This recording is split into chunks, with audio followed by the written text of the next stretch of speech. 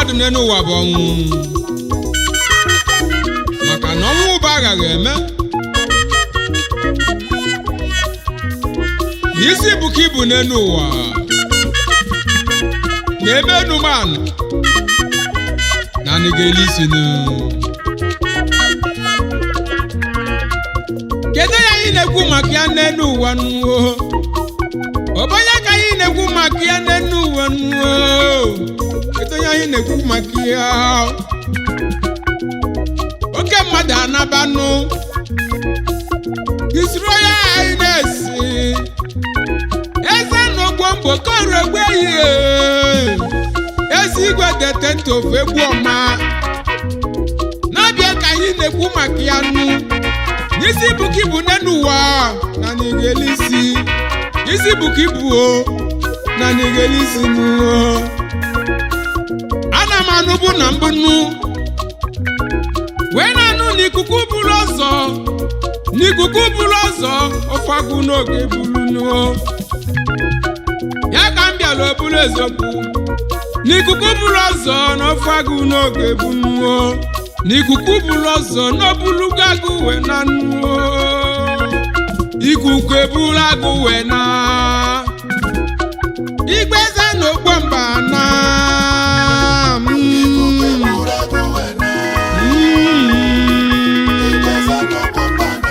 His Royal Highness Ezeanogbuomba Okorie Ogbuehi ezi Igwe the 10th of Egbuoma ikuku eburu agụ na Igwe Ezeanogbuomba na ezi Igwe the 10th eze ndị Egbuoma His Royal Highness ezi Igwe the 10th of Egbuoma nwoke ọma anyị sịrị na ba mma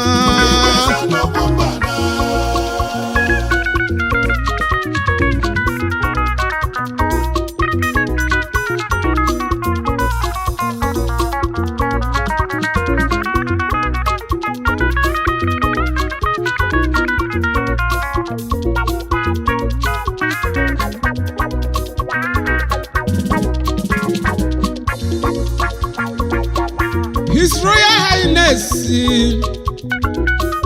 Ezeanogbuomba Okorie Ogbuehi ka anyị na-ekwunu eze nwere okwu aka ya nnukwu mmadụ anabanụ ifu dị mkpa ifu ogologo imi ya nụ oke osisi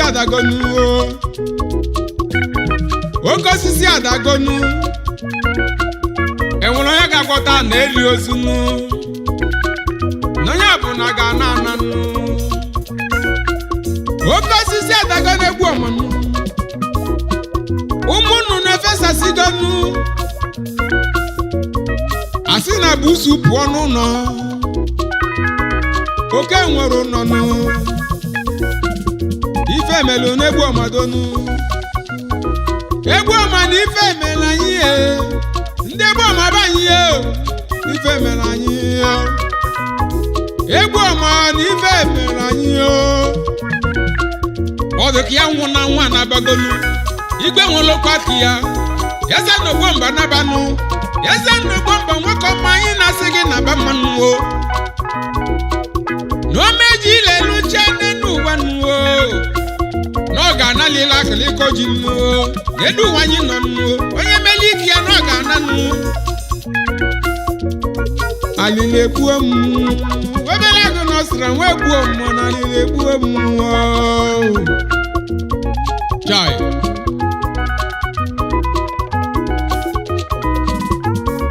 dike ana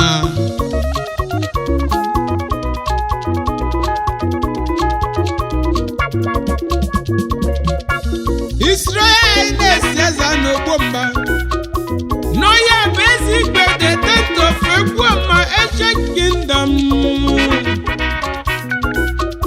o siri n'aka nna ya na 1984 gosi n'aka nna ya wee welezenu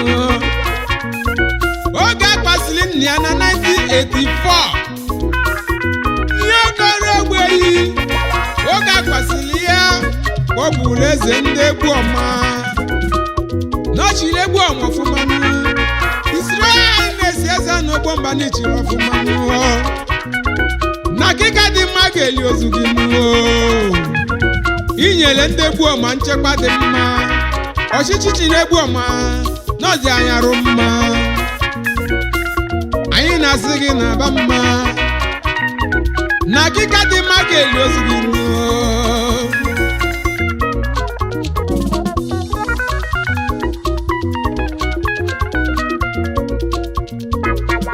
His Royal Highness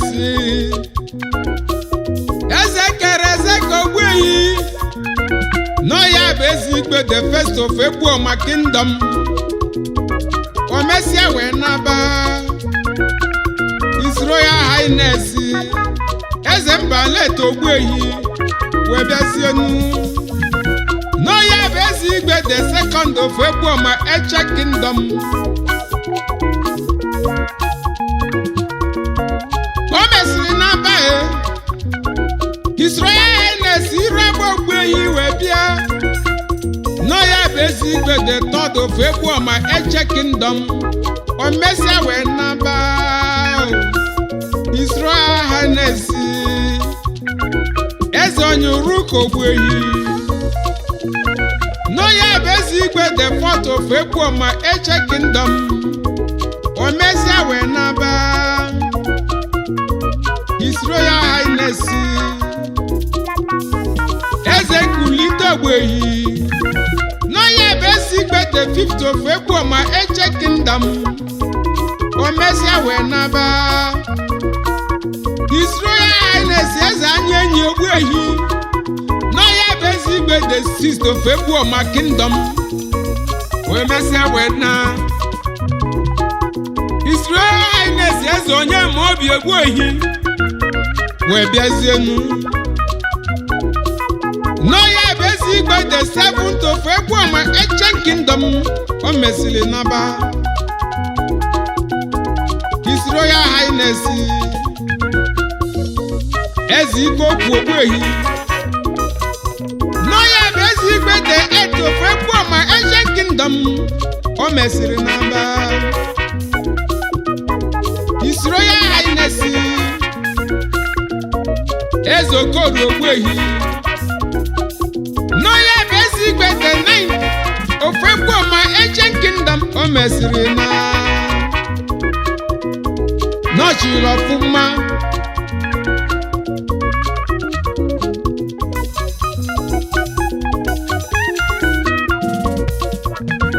nọ na-akị ya ka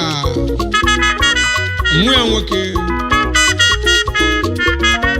His Royal Highness Ezeanogbuomba Okorie Ogbuehi wee banye eze wee bụrụzie eze ndị Egbuoma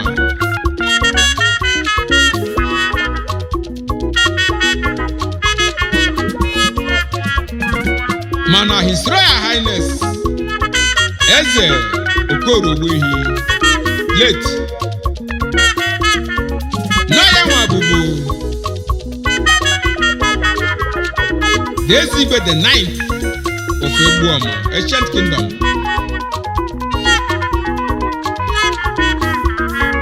ebe o si n'aka nna ya wee weluzie ya mba ọchịchị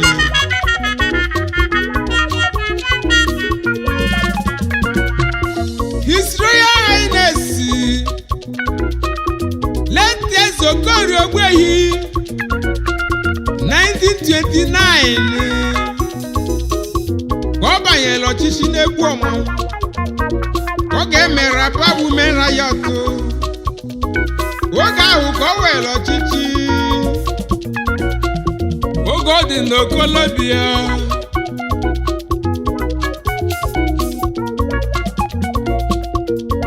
His Royal Highness Eze Okorie Ogbuehi he was a paramount and a first-class ruler in the eastern region of Nigeria. He was a prominent member of the Eastern Regional Council of Traditional Rulers with strong voice against the British colonial rule in Nigeria,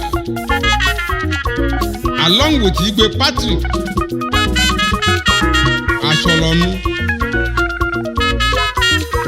He was part of the NCNC delegation to Kano in 1952 to debate the Memorandum of Nigeria Independence from colonial rule. He distinguished himself in dispensation of justice in his kingdom and as far as Olu and Owerri district concerns, that he was awarded an OBE in 1956 by the British colonial government. He was the president of the Oguta Customary Court 1955 to 1967. And 1967 was the year the Eastern Region Customary Court were disbanded as a result of the Nigerian Civil War. During the war, his palace and the outbuilding were used to accommodate the wounded they displaced from the war and distribution of relief materials. He was one of the few traditional rulers in Chief Fupabi Asika's government as advisor on customary affairs, though it was not until the military government of Colonel Anthony Oshefu in 1975 that traditional rulers council were recognized in the East Central State. He gave his land free of charge to the Catholic Church in Egbuoma, where the Holy Trinity Catholic Church is situated, to encourage Christian growth and expansion in Egbuoma ancient kingdom.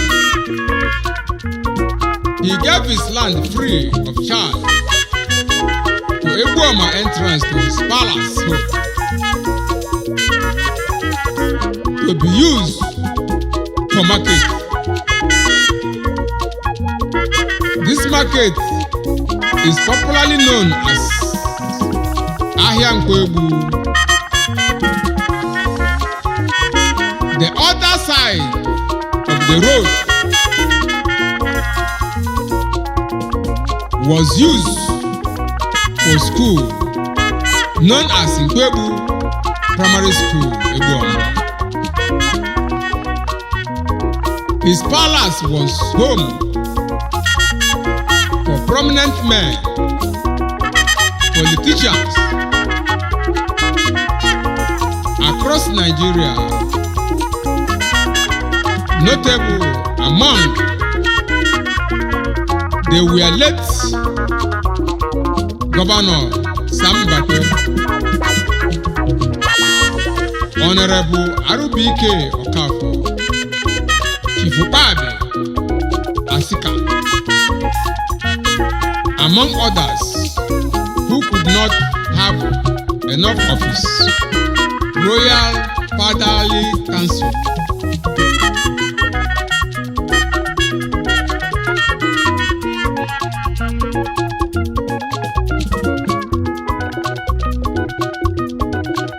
later answered the call of the nation in 1984. That was when his son, Ezeanogbuomba, Okorie, took over from him.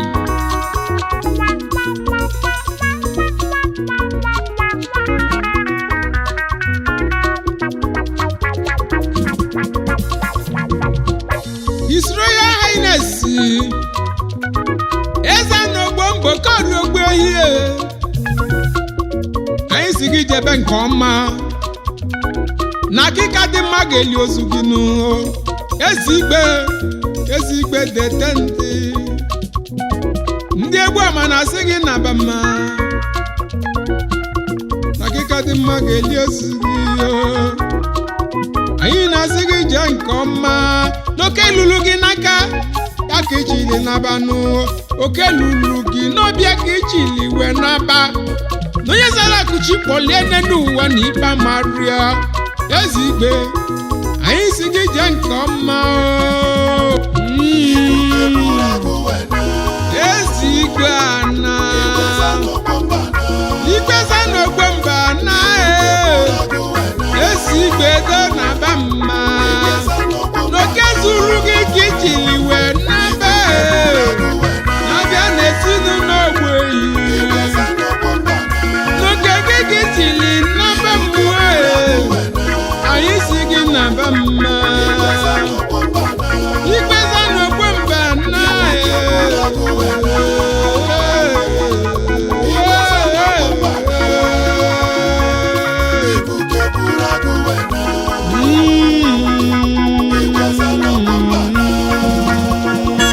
yes sir.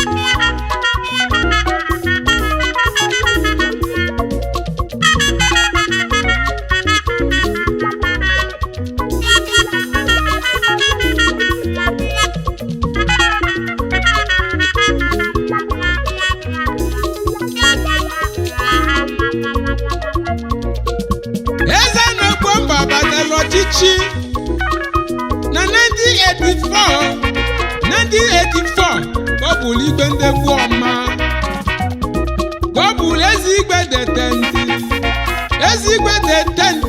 ofe Egbuoma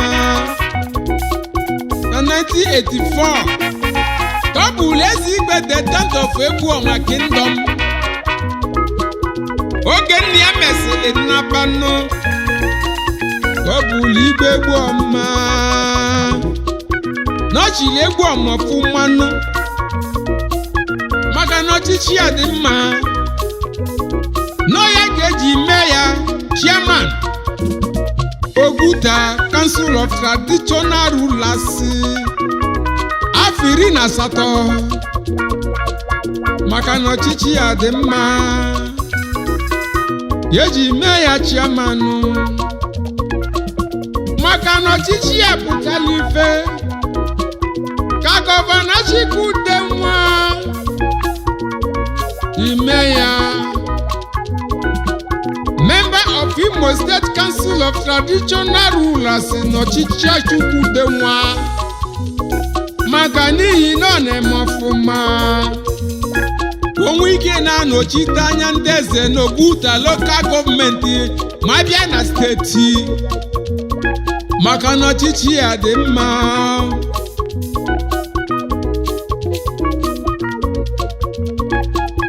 Ụdị mgbe ọ gbalụ n'Oguta local gọọmenti ka ndị Oguta local gọọmenti niile ji mee ya patron of Oguta Council of Traditional Rulers primary life patron maka na oge ọ na-achị ọchịchị o mere kọmuniti niile udo adị ya. Kọmuniti ọbụla chọrọ inwe aghara His Royal Highness Ezeanogbuomba ga-eje na ya mbụ obodo mee ka udo bata.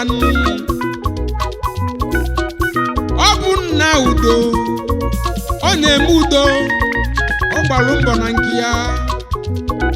Udo dị n'Oguta local gọọmenti niile anyị ga-echeta gị. Oguta local gọọmenti niile na-echeta gị maka na ịgbalụ mbọ n'ọchịchị gị. Onye mee mma ekwolu ya mmanụ oge ọ nọ n'ọchịchị ndukwu niile nọ na Naịjirịa fa na-abịa na palasi ya ndị nnukwu mmadụ niile na-abịa n'obi ya nụ maka na ọchịchị ya dị mma o mere Egbuoma o buru obodo udo o mere Egbuoma o buru obodo eji ya ama atụ obodo niile dị na Igbo na-eji Egbuoma ama atụ maka gịnị na o mere Egbuoma oju oyi ọ chịrị ọfụma o mere Egbuoma ma mma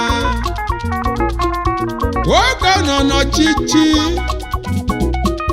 Egbuoma nwụrụ ọkụ oge ọ nọ n'ọchịchị ka mmiri batara n'Egbuoma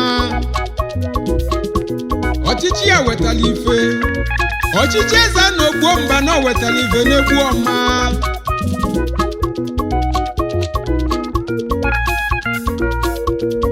maka na ọ na-eme mma ka Dimodimogwu Ojukwu ya na ndị otu ya ha jiri bịa Egbuoma oge Igwe gbara falianụ maka na o welitela isi na ọ na-eme mma Dimodimogwu Ojukwu jiri bịa na falianụ ọ kpọrọ mmadụ dị iche iche wee bịa fali Ezeanogbuomba Ezigwe the 10th of Egbuoma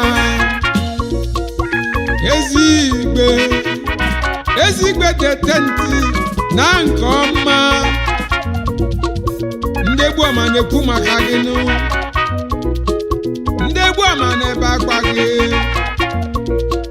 maka na ọchịchị gị dị mma His Royal Highness jee nke ọma jee nke ọma jee nke ọma jee nke ọma akịka dị mma ga-eli gị n'ụọ n'ikuku eburu agụ wee na Igwe Ezeanogbuomba na n'ikuku eburu agụ na ọ na Igwe Ezeanogbuomba na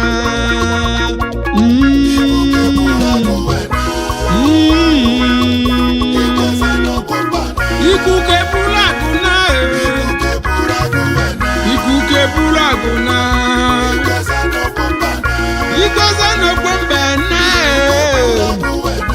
oke osisi adago Igwe Ezeanogbuomba na ikuku eburu agụ na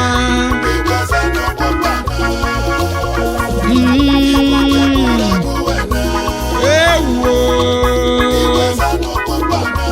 n'isi puku ibu n'ụwa anyị ga-elisi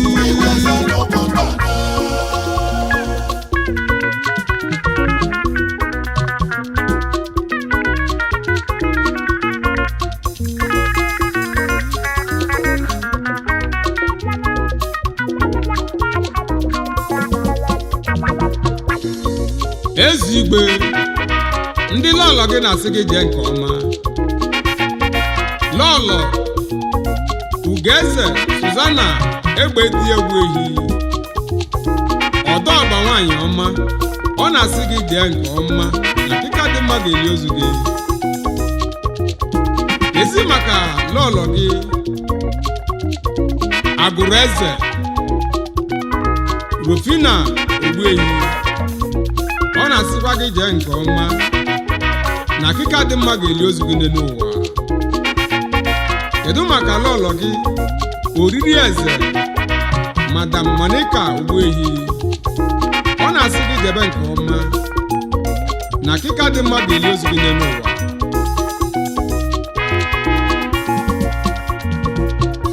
His Royal Highness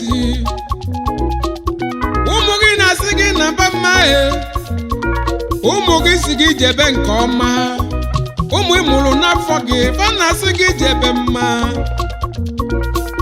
Prince Eugene Ogbuehi the Crown Prince ọ na-asị gị na mba mma Prince Eugene Ogbuehi nwa gị si gị na mba mma ya na lọlụ ya Princess Ukamaka Ogbuehi fa na-asị gị na mba mma kedu maka Prince Eze dị Asọ Solomon Ogbuehi oke nwa gị nwa chụrụ ụbịam na nwa na-emesife ike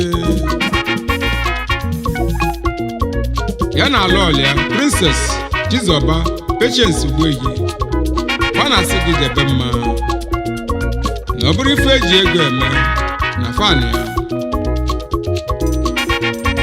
Kedu maka Prince Philip Ntonchukwu Ogbuehi OP na South Africa ọ na-asị gị naba mma.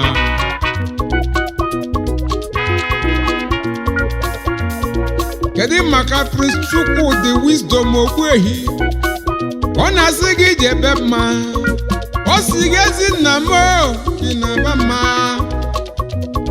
na kịka dị mma ga-eli ozu gị.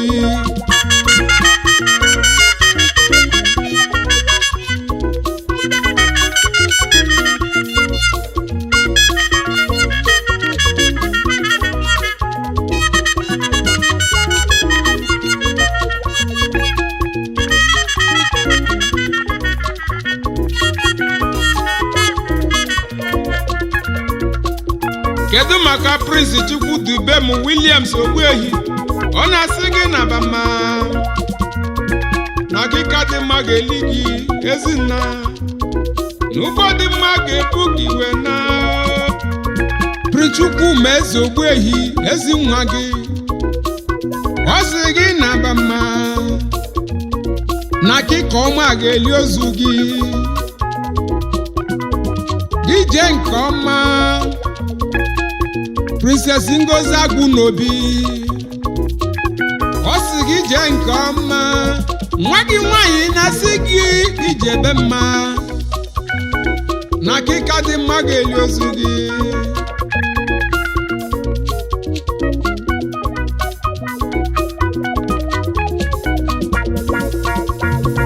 Princess Nkiruka Nwokwe nwa gị nwanyị sị gị naba mma ya na Princess Loveti Ezeonu ọ sị gị jebe ọfụma na kịka dị mma n'ụwa n'ọbịa ga-eli ozu gị. Princess Ukamaka Mafidon ọ sị gị naba mma ezi nwa gị nwanyị ọ sị gị naba n'ụgbọ dị mma ga-ebu gị n'aba. Princess Chioma Okechukwu ọ sị gị naba mma ezi nwa gị nwanyị na-asị gị naba mma papa na kịka dị mma ga-eli ozu gị. Princess Onyinye Ọbịa na-ekwu ọ sị gị naba mma ọ sị gị ezi nna m gị naba mma na kịka dị mma ga-eli ozu gị. Princess Tochi Sunday ezi nwa gị ọ sị gị naba mma na kịka dị mma ga-eli ozu gị papa ọ sị gị jee nke ọma n'ikuku eburu agụ na ụmụnne m Igwe Ezeanogbuomba na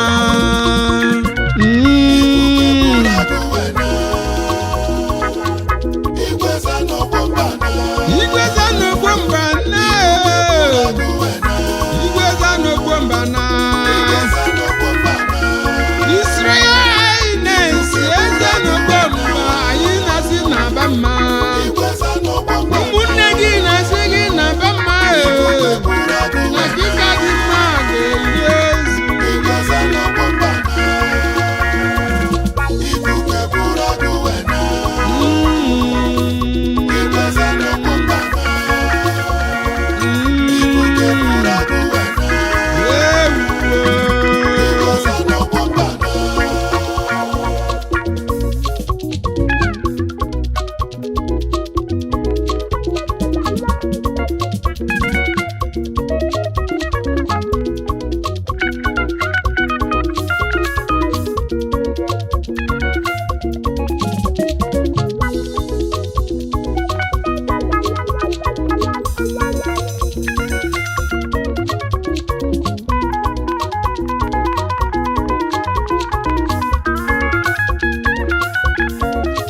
Royal Highness Ezeanogbuomba, ezi nwanne gị Prince God Chukwudi Ogbuehi, ọ na-asị gị jee nke ọma na akịka dị mma ga-eli ozu gị, na ọ bụrụ ife eji ego eme na afa ga-ebukọta ego nụ.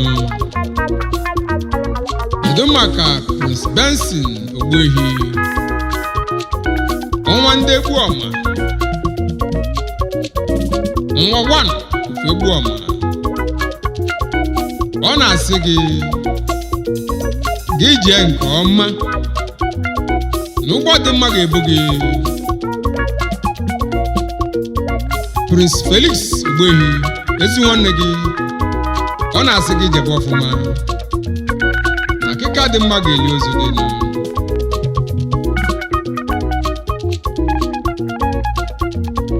Prince Barrister Ezeanogbuomba Ogbuehi, agụdowa n'ofu Egbuoma, ọ sị gị na-aba mma, agụ nwere obiọma sị gị na-aba mma, agụ na-asa ọbala sị gị na-aba mma, agụdo nwanne gị yo sị gị na-aba mma, ọ sị gị na-aba mma na akịka dị mma ga-eli ozu gị, ọ sị gị na-aba mma gị na nke ọma.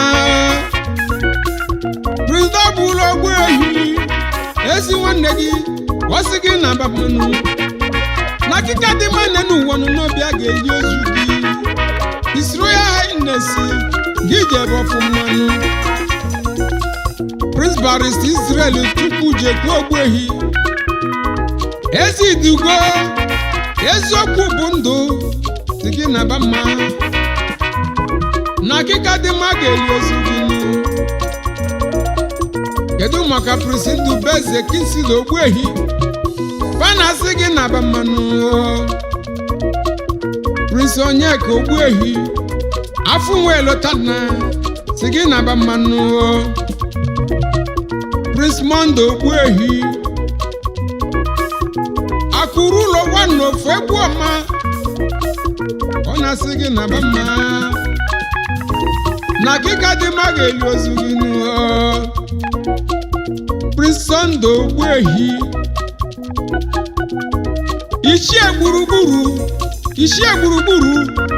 sị gị na-aba mma na akịka dị mma ga-eli ozu gị.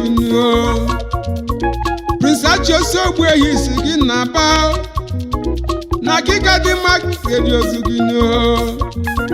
Kedu maka Prince Chika Ogbuehi, ọ na-asị gị na-aba mma. Prince Oganigbo Ogbuehi, ọ sị gị na-aba mma. Prince Gideon Ogbuehi, ọ sịkwa gị na-aba mma na akịka dị mma ga-eli ozu gị.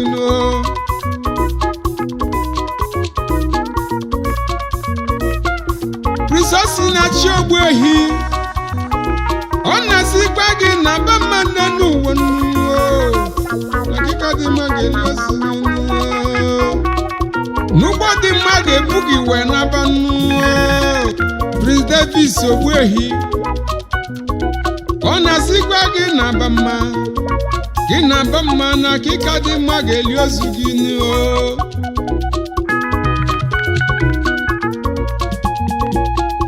Prince Ifeanyi Ogbuehi na-asị gị na-aba mma n'ụwa na akịka dị mma ga-eli ozu gị. Na akịka dị mma ga-eli ozu gị.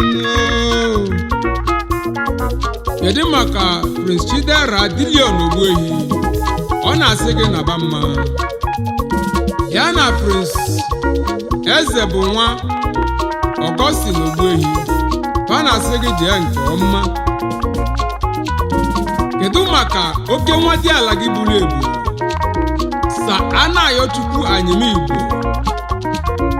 KSJI, Knight of St. John International, Obiadada of Egbuoma, oke nwa dị ala mụrụ n'Obi Ogbuehi, nwa late Princess Patricia Anyimigbo ọ na-asị gị jee nke ọma. Ọ ya nwa bụ the chairman subcommittee program. Ọ na-asị gị na akịka dị mma ga-edu ozi gị n'elu ụwa.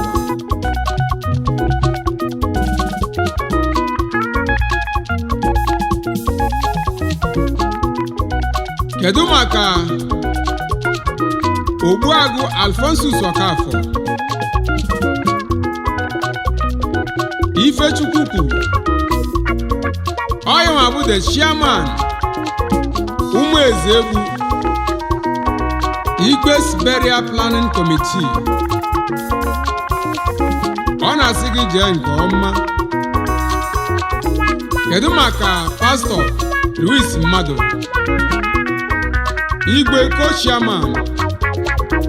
Ọ na-asị gị jee nke ọma na akịka dị mma ga-eli ozu gị n'ụwa.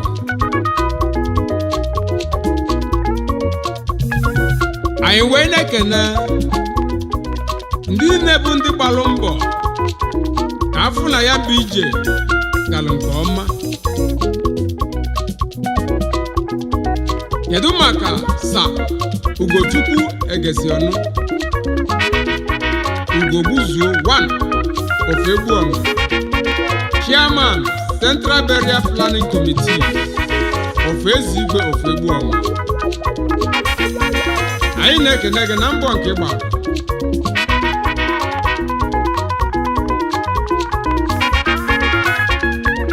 Kedu maka Sir Peter Ijeoma, Chairman Subcommittee Logistics and Protocol.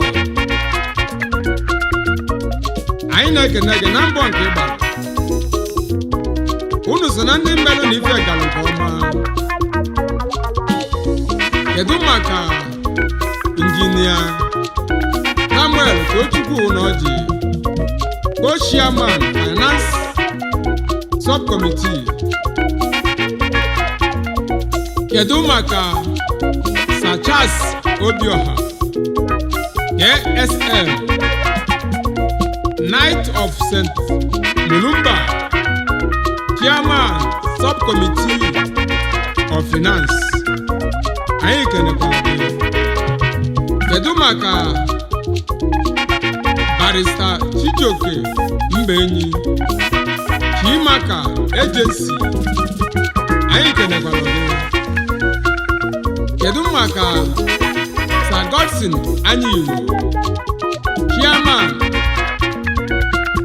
Subcommittee Media and Publicity. Anyị kenekwara gị.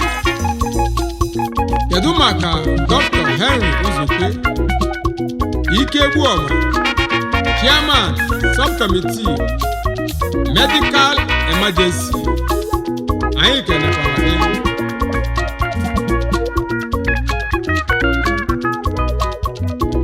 Kedu maka Dr. Mrs. Lydia Okorie Adakibeya, Chairperson Subcommittee Entertainment and Welfare. Kedu maka Sir Tony Nwabude ihe mere dị mma of Egbuoma, Chairman Ụbahụdara Planning Committee. Anyị kenekwara gị. Kedu maka Brother Nancy Igidimba, Chairman Subcommittee Interreligion. Anyị kenekwara gị.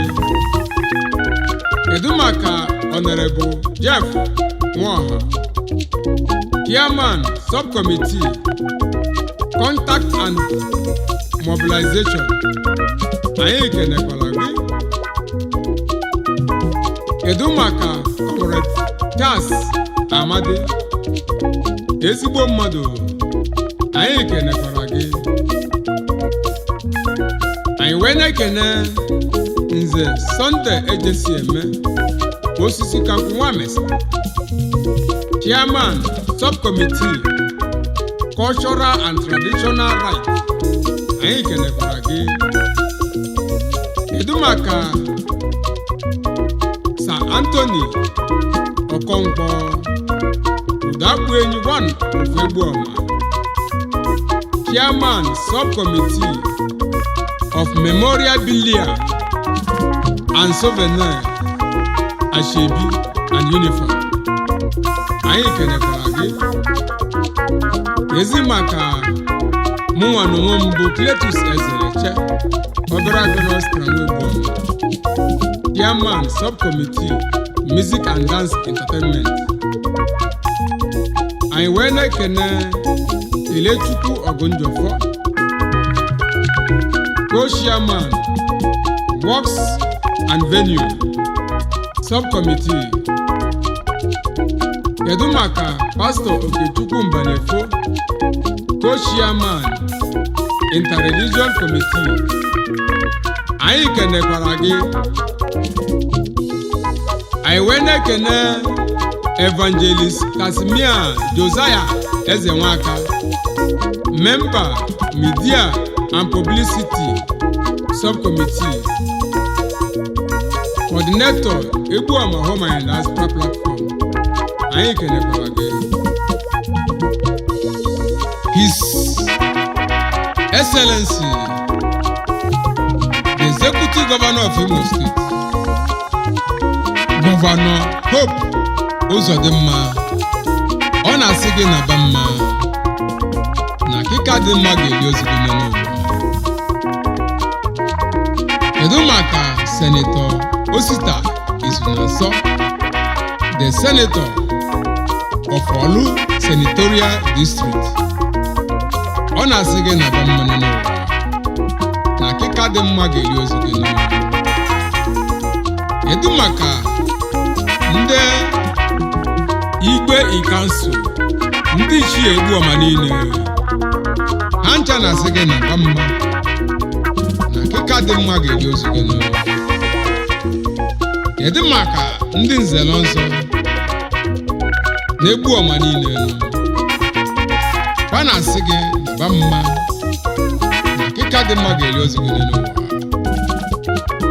Kedu maka ndị Egbuoma Progressive Union General, both men and women na youth wings of Egbuoma, ha na-asị gị na ba mma n'ụwa na akịka dị mma na ọbịa ga-eli ozugbo n'ụwa.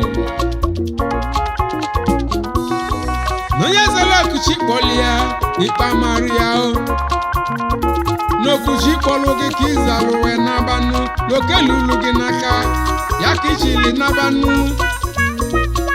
His Royal Highness of Egbuoma, Ezeanogbuomba, eze igwe ndị Egbuoma n'ọbịa ka anyị na-ekwu maka ya nụ. Nwoke buru ebuo, oke osisi adagonu. Nwoke bụ na ọkwụrụ gị n'azụ n'elu ụwa nụ. Ọ sị gị jebe na ya akpụ gị n'azụ. Ị na-anya nụ, ị na-anya, ị malụ na mmadụ kpụ gị n'azụ nụ. Ọ sị gị gbara jebe, ị gbara jebe.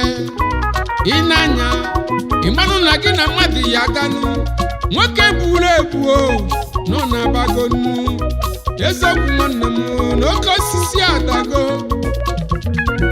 n'ikuku eburu agụ na Igwe Ezeanogbuomba na ikuku eburu agụ wena. Igwe Ezeanogbuomba na esigwe the 10th ya na His Royal Highness eze ndị Egbuoma. Igwe Ezeanogbuomba na His Royal Highness ana eze ndị Egbuoma. His Royal Highness Igwe Ezeanogbuomba na Igwe Ezeanogbuomba na His Royal Highness ndị Ogbuehi galụba n'okuchi kpọlie n'enu n'obi ego jelisa n'okelulie n'enu